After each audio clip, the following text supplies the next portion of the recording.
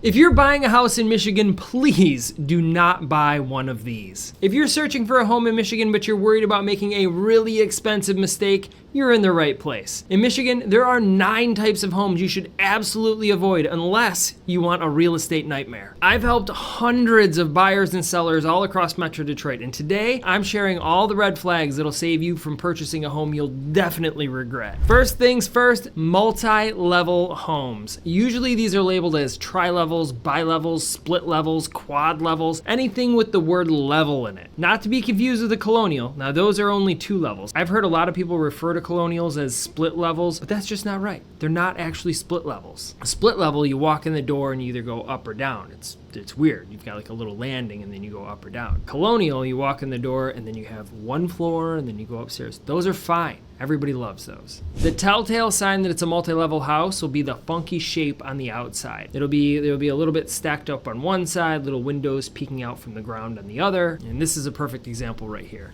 The reason you should avoid these houses is people get older, they don't want a ton of stairs. And these houses have stairs everywhere. Going to the kitchen, stairs. Going to the laundry, stairs. Going to bed, stairs. Stairs, stairs, more stairs. These multi-level homes are more like a ninja warrior course than anything else. The more stairs and levels you have in a home, the more buyers are going to be eliminated from wanting to see it. It's just the way it goes. So when it comes time for resale, you have to think about those sort of things. Unfortunately, there are a lot of these multi-level homes in Michigan, especially in areas where there's hard clay ground, because they're cheaper and easier to build. There's less concrete to pour, so that means you're going to have a smaller basement, and it's cheaper to build. The next one on our list, the Centurions, or homes that are 100 years old, especially the ones with what we call a Michigan basement. A Michigan basement is basically like a crawl space that's just dirt. You've got a dirt floor, maybe some rocks to the side. It's terrifying. This house I showed is a perfect example. The house was built in 1825, and originally it wasn't even a house. It was like a post office or something. The whole place is a little wonky. The upkeep on a place like that is ridiculous. I know a lot of people think, oh, it's charming. It'll be nice to have an old home. Yeah, nice until you actually have to start fixing stuff.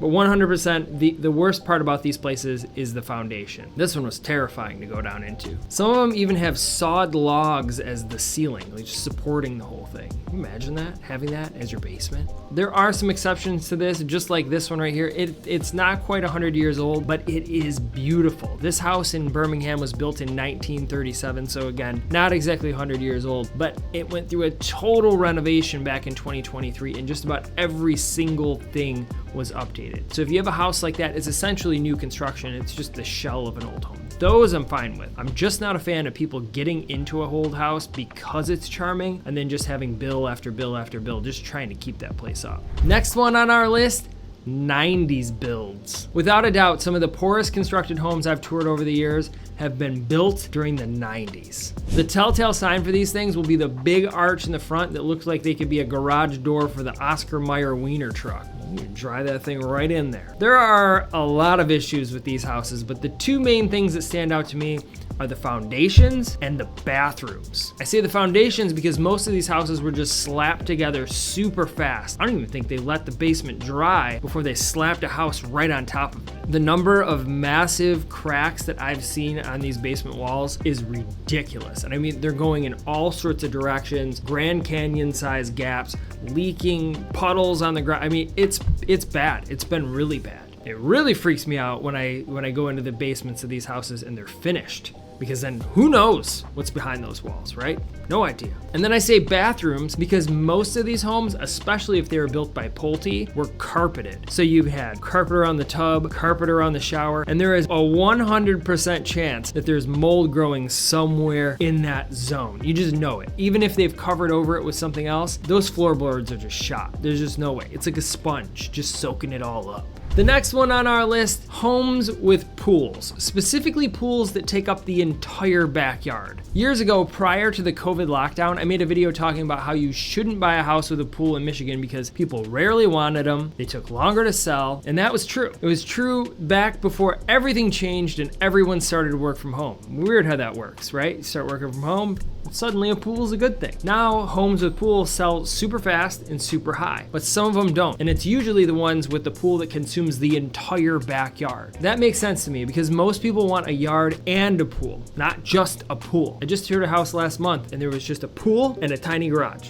That was it. When it's time to resell the house, it's just, again, it's harder to sell that house. It's going to sit on the market longer and you're probably going to take a loss on it. There is one exception to this, and it's in cities like Birmingham, Michigan, where not having a yard is sort of the norm. Most people who live in an area like Birmingham use the park system more than their actual backyard, so it's not a big deal. You can have a yard that's just a pool and they're like, who cares? A lot of the yards in Birmingham are just AstroTurf because they don't even go out there, or pavers. Paver patio, that's it. The next one on our list, flips. If you're not familiar with the term, it's when somebody buys a house for cheap, renovates it, and then sells it for a profit.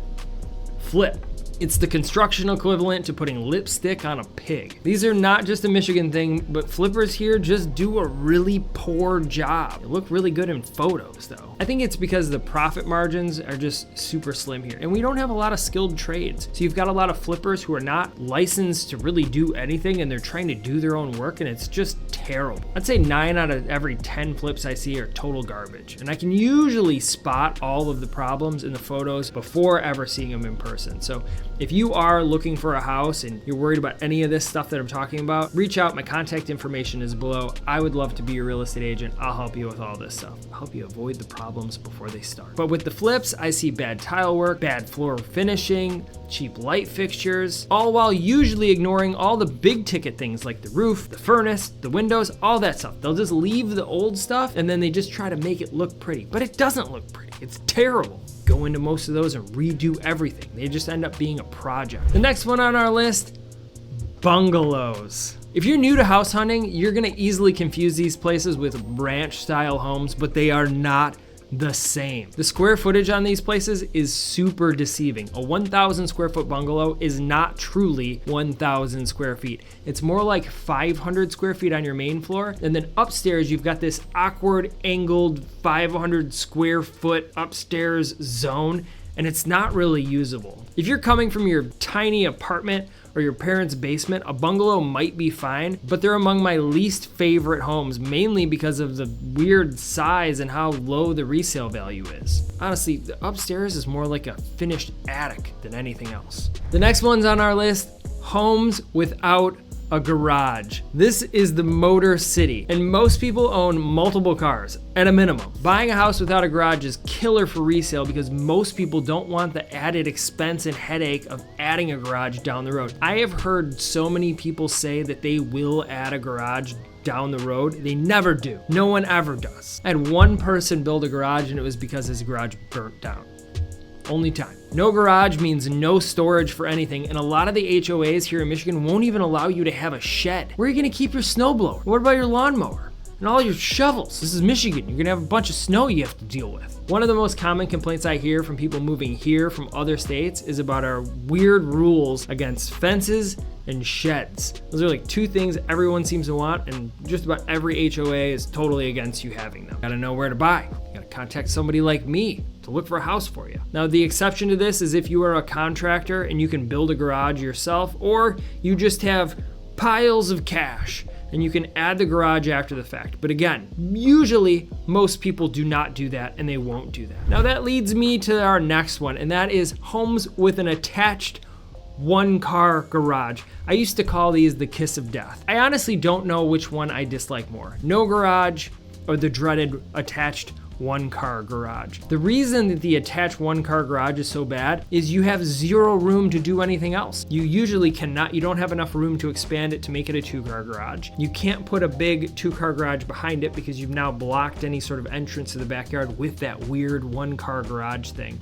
It's just kind of a mess. The one-car garage just ends up turning into a storage unit. Guess you could make it like a tandem garage, 2 cars in a row, but nobody really wants that unless you have a fun car. Like I have a fun car that I drive, like only in the summer. That would be okay. I'd pull that all the way in and then I'd pull my daily driver in right behind it. I guess that would work, but other than that, like your husband and wife gonna park in tandem? Honey, I need to go to the store. I gotta pull your car out so I can pull. That's a mess. That's an absolute disaster. The next one on our list, the granny special. Now, these are the homes where somebody has lived there forever, they took care of everything, and it just needs some updating. You know how many times somebody has said to me, Paul, I don't want a total fixer-upper. I'd really like a house where somebody's lived there for a long time and they took care of everything. They fixed the roof, they've redone the windows, they took care of the furnace, and I just have to update it. Everyone wants that. This house right here is the perfect example of that. Now, in Michigan, the problem with these isn't really the house itself, it's what's going to happen with your taxes. Your taxes are probably going to double, if not triple, because of our funky tax code. And most real estate agents here in Michigan don't understand it well enough to explain it if you're buying, and so they just don't say anything about it at all. So this house right here, the current taxes on it are $3,600 a year. But after the new owner is reassessed at the purchase price of $340,000, the taxes will be at least $7,000 if they live there, and $10,000 if they rent it out. So that's more than double if they plan to use this place as an investment property. Truthfully, the taxes on that house can be even higher if the city says that the house is worth more than what they bought it for. That's just how it works here in Michigan. I actually sit on a city tax board of review, and every single year we have a ton of people come in front of us and they're all upset about this exact thing. They bought a house, the taxes went bananas on it, and their agent didn't explain it. And there's nothing we can do about it. Their taxes are just now triple or quadruple even. If you want more information about Michigan's funky tax uncapping, I actually made an entire video all about it. It's long, it's boring, but it's packed with info. Check it out here, and I'll see you there.